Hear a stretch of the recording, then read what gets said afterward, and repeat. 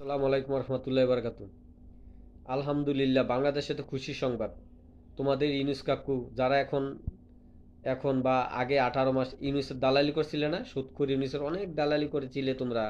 ইউনুস বাবা ভালো, ইউনুস কাকু ভালো, দেশের অনেক উন্নয়ন করবে, দেশের অনেক কিছু করে ফেলবে। তোমাদের বাবা তো তোমাদের জন্য আমেরিকার সাথে শুকুরের মাংসর চুক্তি করছে, তোমাদেরকে এখন শুকুরের মাংস খাওয়াবে, হালাল খাওয়াবে না, তোমাদেরকে হারাম খাওয়াবে। কারণ তোমাদের বাবা তো হারাম খায় না, এখন তোমাদেরকে হারামকে শিখতে হবে।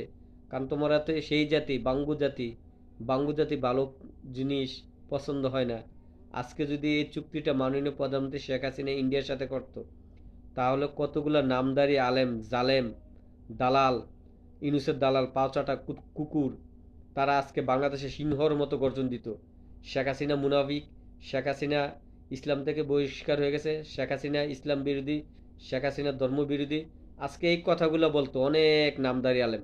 আজকে যে তোমাদের ইনুস বাবা এই চুক্তিটা করছে, তোমরা কেন কথা বলো না? কারণ তোমাদের বাবা বলেছে, তোমাদের বাবা করেছে তার জন্য। কারণ তোমাদের ওয়ারিশ তোমাদের বাবা, এই কারণে। তোমাদের আব্বার সন্তানরা তো সংসদে আছে, তোমাদের আব্বার সন্তানরা তো আমেরিকার বিরুদ্ধে একটাও কথা বলে না। শুধু কথা বলতে জানো ঢাকা না দিল্লি, দিল্লি, হ্যাঁ। তোমাদের ঢাকা দিল্লি এত বিদ্বেষ কারণ তোমরা স্বাধীনতা তো বিশ্বাস করো না। বাংলাদেশে অনেক আলেম আছে, অনেক মাদ্রাসা আছে, আমি গ্যারান্টি নিয়ে বলতে পারি তারা বাংলাদেশের সার্বভৌমত্ব স্বাধীনতাকে বিশ্বাস করে না। তারা তাদের ইনুস বাবা কি করে গেছে, কি চুক্তি করে গেছে, এখন শুকুরের মাংস খাও বেশি করে, বেশি করে তোমাদেরকে শুকুরের মাংস হালাল করে খাওয়াবে। কারণ তোমরা বুঝতে পারবে না বাঙ্গু জাতি তোমাদেরকে কিভাবে হারামটা হালাল করে দিয়ে দিবে। তোমাদের জন্য এটাই প্রাপ্য।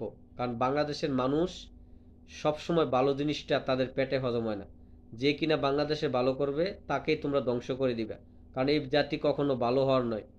200 থেকে 300 বছর আগে যেরকম নবাব সিরাজউদ্দৌলা বাংলাদেশে ভালো চাইছিল, তার সাথে মির্জাফর তার আত্মীয় করেছিল, সেম বাংলাদেশের মির্জাফর কখনো বাংলাদেশে ভালো চায় না।